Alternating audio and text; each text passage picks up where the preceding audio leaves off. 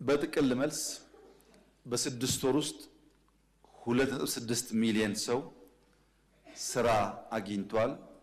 ባለፉት 20 ምናምን ቀናት ደግሞ 670 ሺህ ገደማ ከዚያ በላይ ሰዎች ስራ ይዘዋል። ይሄኛውን ወር ከጨመር ከ3.3 3.4 ሚሊዮን በላይ ሰው ስራ ይዟል። ይሄ ድሮ በነበረን ፊገር በአመት የምናሳካው ነው። ለምን ሆነ? በየቦታው የገጠር ኮሪደር፣ የከተማ ኮሪደር፣ ኢንዱስትሪ፣ ግብርና፣ ማዕድን፣ ሜጋ ፕሮጀክቶች በተለይም አዳዲስ ፍሪ ትሬድ ዞኖች መፈጠር በመጀመራቸው በርከት ያለ ሰው ስራ እያገኘ ይገኛል። ይሄ ብቻ ግን አይደለም። የውጭ የስራ ዕድል ባለፈው 6 ወር ይሄኛውን ከጨመርን ይጨምራል ከ350 ሺህ በላይ ሰው የውጭ ስራ ዕድል አግኝቷል። ከነዚህ ውስጥ ከ7 እስከ 10 ሺህ የሚጠጉት ስኪልድ ፕሮፌሽናልስ ናቸው። ከእንግሊዝ፣ ከጀርመን፣ ከፈረንሳይ፣ ከሳውዲ ከብዙ ሀገራት ጋር በፈጠርነው ስምምነት ሰዎች ሰልጥነው እዚህ መጠነኛ ቋንቋ መጠነኛ እውቀት ይዘው ተፈትነው ነው የሚሄዱት።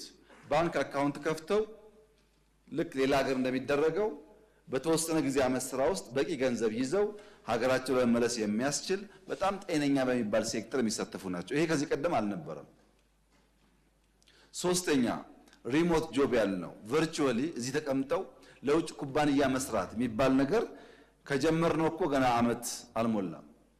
ባለፉት 6 ወራት ከ20 ሺህ ሰው በላይ እዚህ አዲስ አበባ ሆኖ ለውጭ ኩባንያዎች ቨርቹዋሊ የሚያገለግሉ ሰው ስራ ይዘዋል።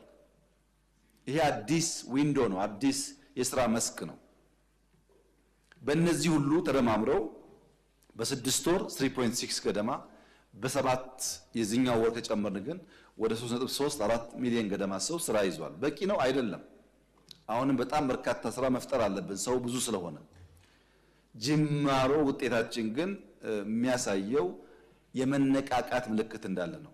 ማዳበሪያው፣ ሪፋይነሪው፣ በክሪፕቶ ማይኒንግ የምንሰራቸው ስራዎች፣ የኤርፖርቱ ሲጨማመሩ በርካታ ሰዎች የበለጠ ስራ ዕድል እንደሚያገኙ ይጠበቃል።